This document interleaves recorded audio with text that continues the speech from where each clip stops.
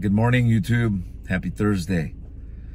You know, as I went for my coffee run and I sit here in my car listening to news radio, you know, I was going over a list of questions that I've been asked from my buyers, as well as a lot of my offshore friends, you know, that were surprised that I'm no longer going to be adding any new offshore centers to our group.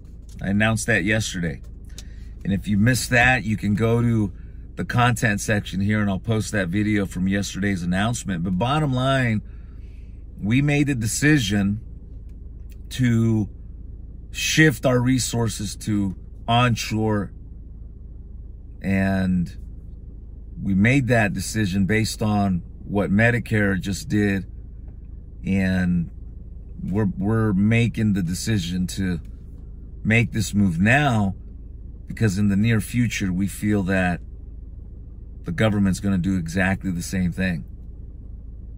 So I created this checklist of questions that, you know, I had and some takeaways, and if you have a pen, write it down. Maybe you've been thinking about this stuff too.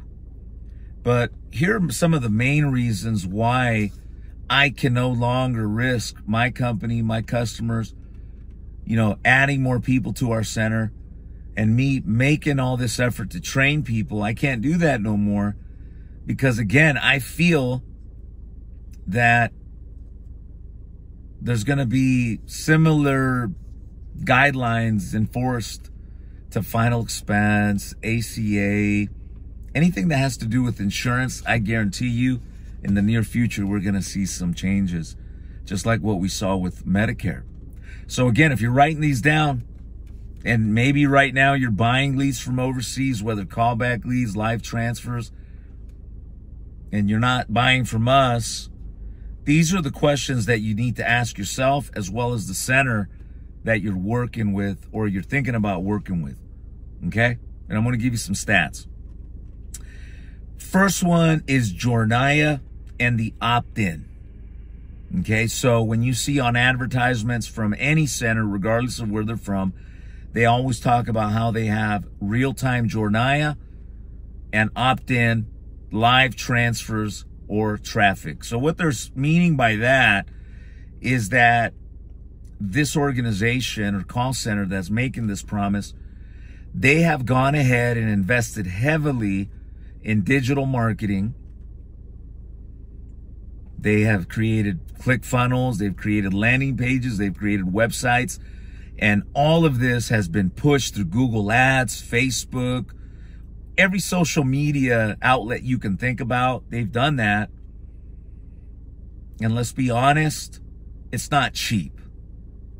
You know, I don't care how good you are at generating leads like Facebook guys. I know guys that they show me what it costs to generate their leads, and they're generating thousands, and they're between $3 to $7 per lead.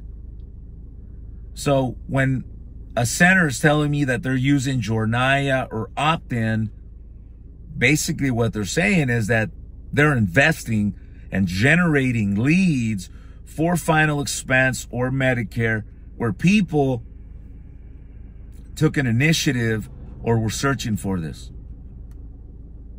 The biggest red flag is when you see that they are offering this type of opt-in, this type of compliance, but the cost of the lead is under 50 bucks, 40 bucks.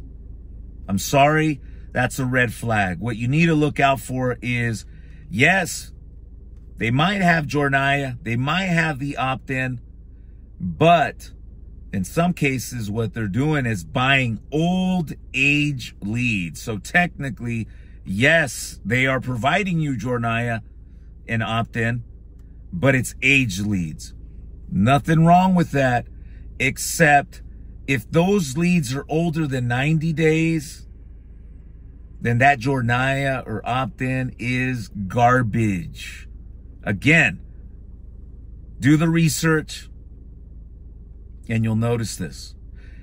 Another thing that centers do overseas, and I've seen it here onshore, is that they are dialing on this old opt-in age database that's over 90 days. And if they get a complaint, then they go and create an opt-in by using VPN or going into the website and fabricating one for the customer, the litigator, and they provide that to the agent as the opt-in. The reality is that these litigators aren't stupid. And if they ask you for the proof that they asked or opted in for this final expense or Medicare, you need to provide that if their phone number's on the DNC. So what did some of these agencies and marketing firms, again, not all of them, but a big majority of them do? They go in there and fabricate that opt-in and they provide it. And the litigator, all they need to do is provide their IP address on their cell phone or their personal computer and prove that that doesn't match with the fake opt-in that was done through a VPN. And if what I'm saying to you doesn't make sense, give me a call, send me a message, and I'll be more than happy to explain to you, because this is happening every single day. The next one is DNC. DNC tools. So if the agency that you're contracting is dialing on raw data, which is typically what happens, and raw data is just people within a certain criteria, 50 to 85 years age, within a certain income bracket, within a certain demographic state, whatever.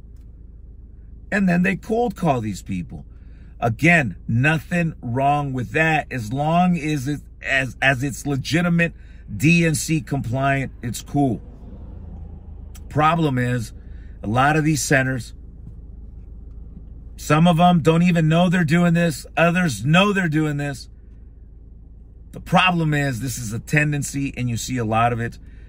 When they tell you that they're screening for DNC, the reality is that most of the subscription-based mechanisms that centers use are not 100% accurate with the National Do Not Call Registry. Again, I repeat, not 100% accurate. So if a DNC violation is $43,000 per violation, one phone call is a violation, and they are using litigator lists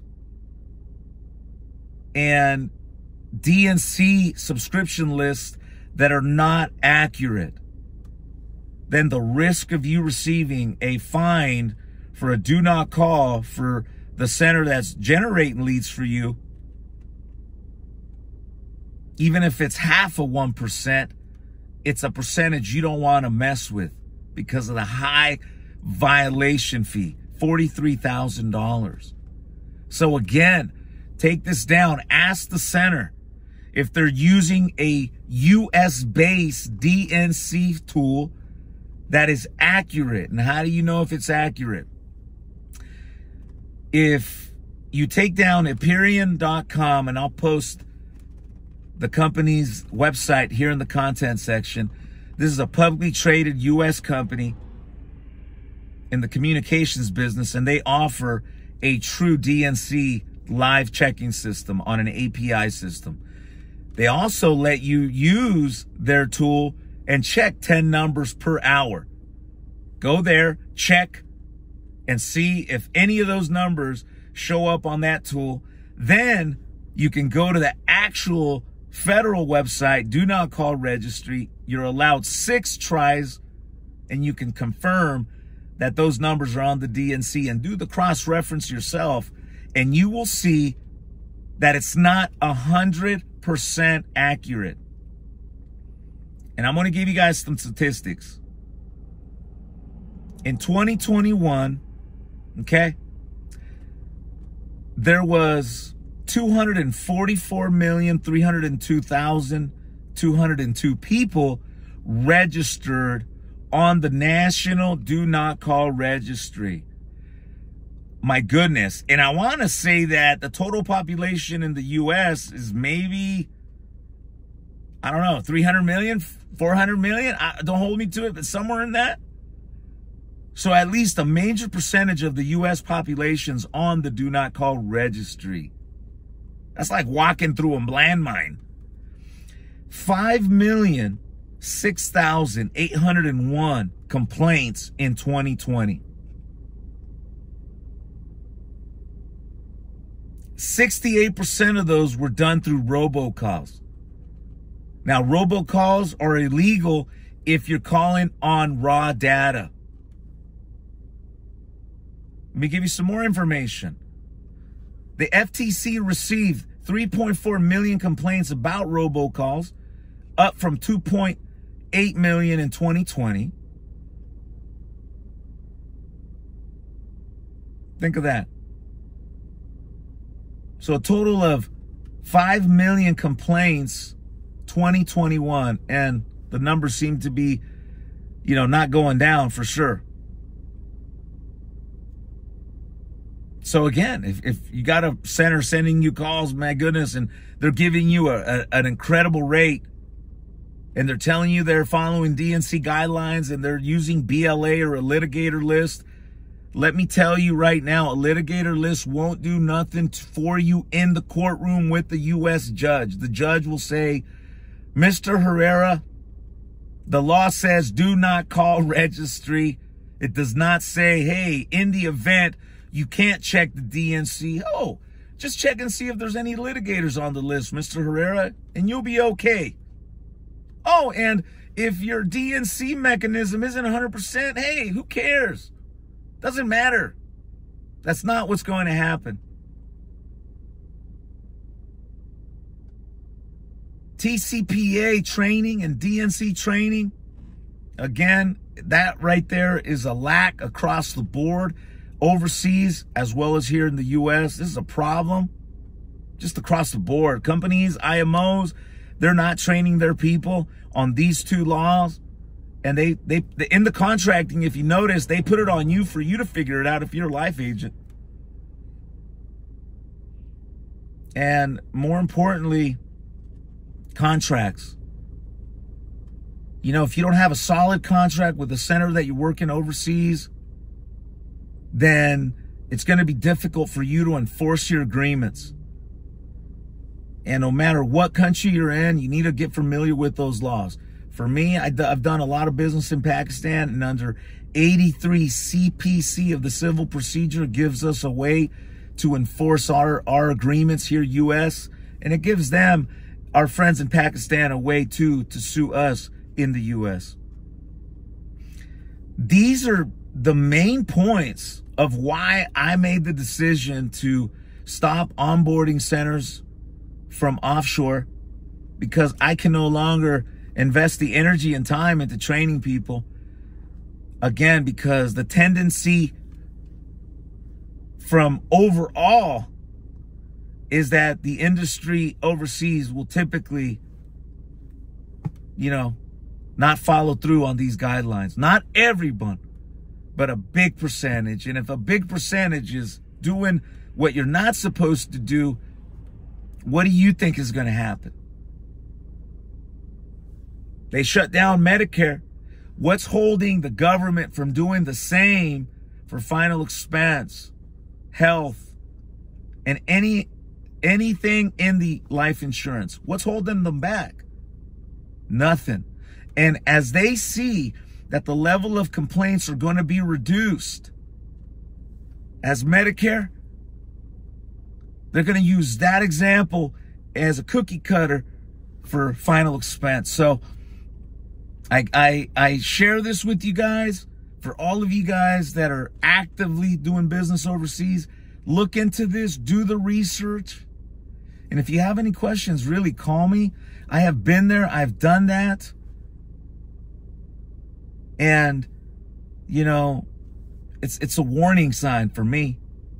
So going forward, if you need any calls, it's all going to be 100% onshore.